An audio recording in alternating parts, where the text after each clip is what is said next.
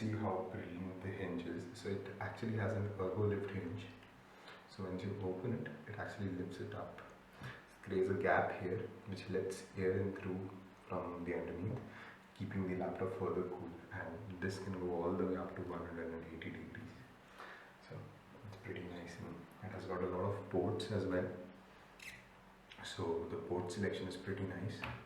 So it has an HDMI port, this is the charging port for it, the Ethernet port, a USB-A to USB-C ports.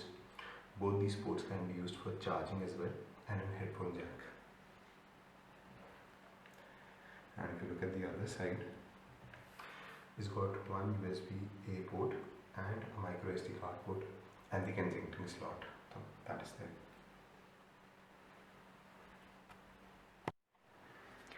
Few more things. It's got a shimmer like holes. So I don't know how many holes are there, but there are a few thousand holes which have this shimmer like effect inside it. If I lift it, you'll see that the shimmer comes and goes.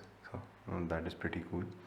But one issue is that you can get something stuck in it, so it'll be better if you keep it like as clean as possible, and I damn love it. It's like the best you can have, and keeping it clean is a must. So another thing is, what you see is, I don't know if it is visible, it has got the Republic of Gamers ROG tag on it as well, and pretty sleek. Oh, it's so sleek. My previous laptop was so heavy and this is so damn sleek. So it has got 3 lights here. It's got a sharp edge and everything. The air and exhaust and everything is great. So I won't be opening the back side. So this here has got 2 fans, and if you want to see the inside, I'll post a link below to see the insides of it. Other reviews have done that. I own this laptop and I don't wish to open it. It's got 2 NVMe slots inside it.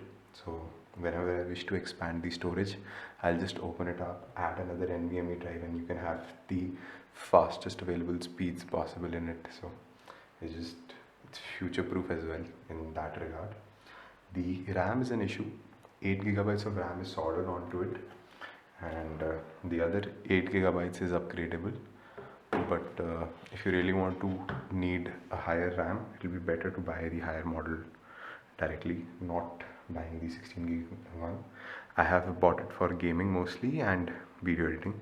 So I'll be editing this video on this new laptop only, and I'll publish it. So that's pretty awesome.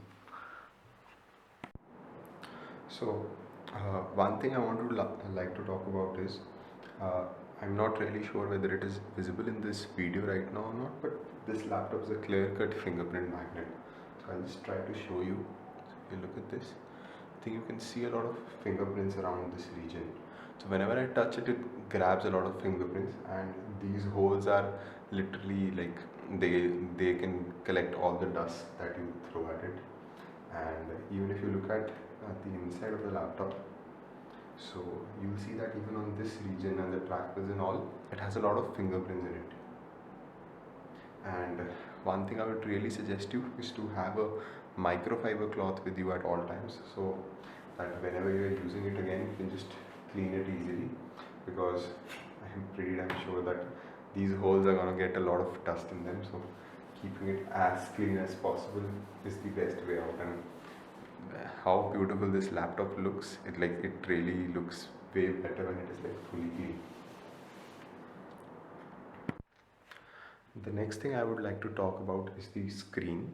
So it's basically got a 1440p display. Basically it's a 2560 by 1440 screen, and it's got an aspect ratio of 16:9 only, and not the 16:10 which is available in the new S or M series of Asus. So another thing what I tested with my PC was that the screen was perfectly fine. The screen comes with Pantone validation, so I was checking if there is any dead pixel or not, and I see that Asus has made a lot of improvements regarding the backlight bleed part of it. Let me just show you. So if you look at the test, so I have gone through each and every pixel that is there. I'll leave a link for this website so that you can also check your laptop has the screen functioning properly or not. So it goes to the black color as well. Then there's red, there's green, and there's blue on it. So you can see whether you have any dead spot or dead pixel or anything like that. and so that you can ensure that it's working perfectly fine or not.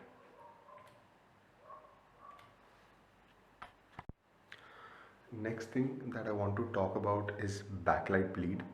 There were a lot of people who were saying that there's very bad backlight bleed in this laptop, and that was mostly there in the initial models and the review models which all the US people were reviewing. But as you can see in my laptop, I see very little backlight bleed. Like, you'll see very little pieces of it around here and here, and I think Asus has ironed them out very well. So my unit definitely doesn't have much backlight bleed, I feel, and I think that will be true for most of the units Asus is selling in India. Another thing a lot of people were concerned about was chassis flex. They were saying that there's a lot of chassis flex in it, but I can see it's pretty sturdy in my case. I'm putting a lot of pressure here, but I still do not see much chassis flex. The same is the case with screen as well. So if you can easily shut it down with one hand and open it up with one hand on the edge, and there's not much chassis flex. It's pretty sturdy, I feel, and there is some chassis flex when you press here, but that is true for screens in every laptop, so this is not an issue. But other than that, in the whole chassis or the like the keyboard part of it, I don't think there's like any issue at all. It's pretty tough, pretty stable.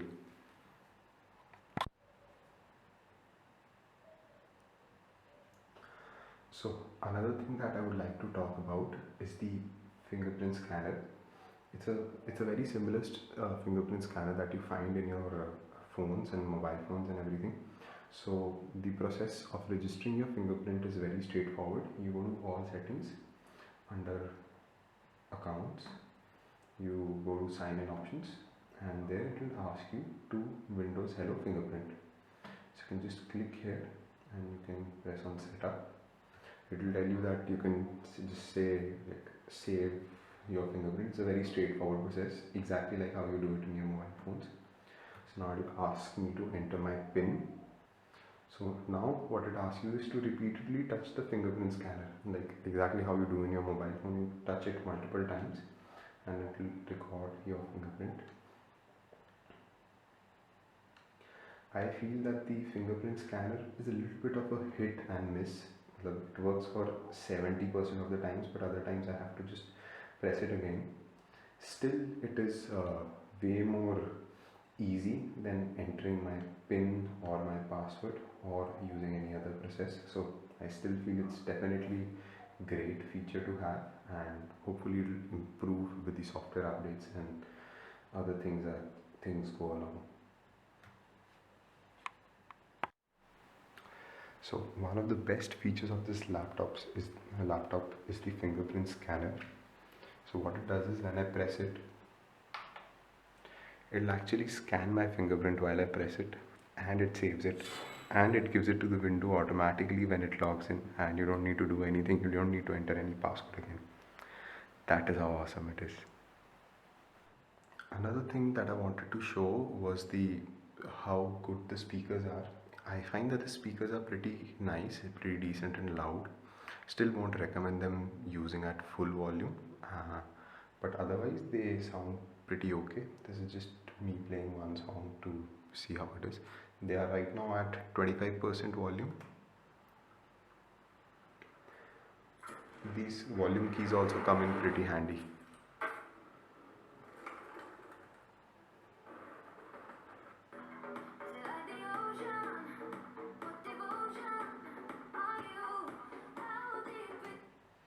And now it is at 50% volume.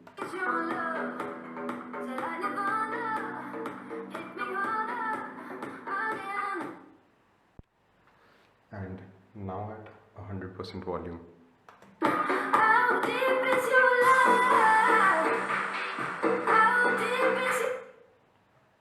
As you can see, they are pretty loud. There's then again, I'm not a sound expert, but to me it seemed like decently okay. But most of the time I'll be using my headphones while gaming, so I don't really They are decent, they are good for listening to music and all, but for gaming, I'll definitely prefer my headphones.